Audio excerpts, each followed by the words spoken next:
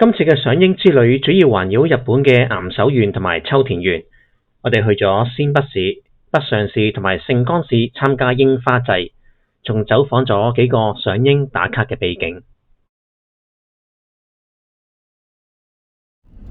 由秋田新幹線站開車大約1個鐘頭就嚟到呢一度啦。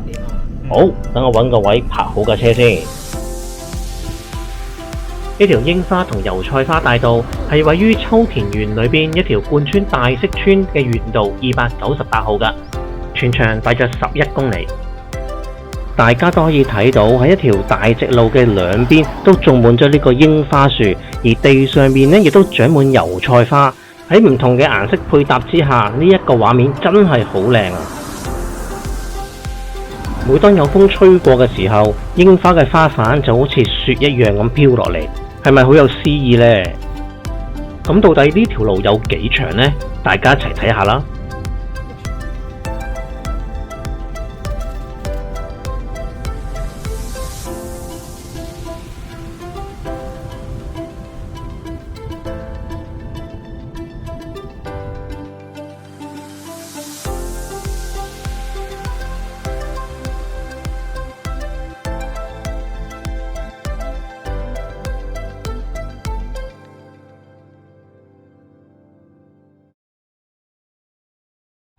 我哋嚟到位於秋田縣嘅日本國花園。根據資料顯示，呢一度仲有接近200個唔同品種嘅櫻花。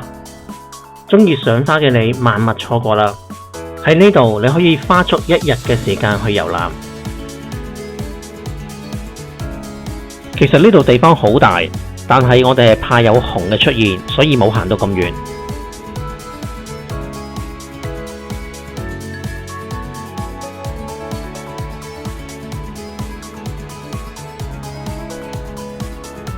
喺停車場附近有一片大草地同埋一啲嘅遊樂設施，好適合一家大細喺度玩㗎。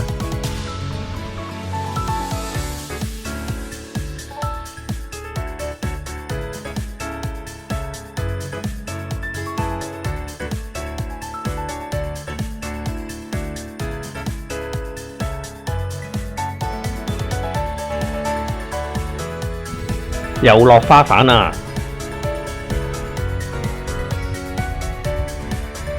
呢個畫面真係好有詩意啊！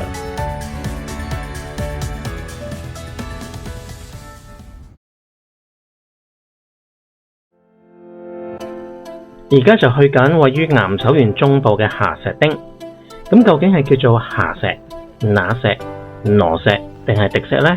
我就真係唔清楚啦。如果你知道正確讀音嘅話，不妨留言話我知啊！呢度真係好大風啊！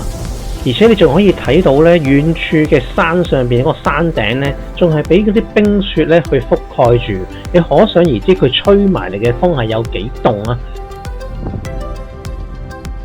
基堤嘅旁邊有一條小河，呢一度真係大風到企唔穩㗎。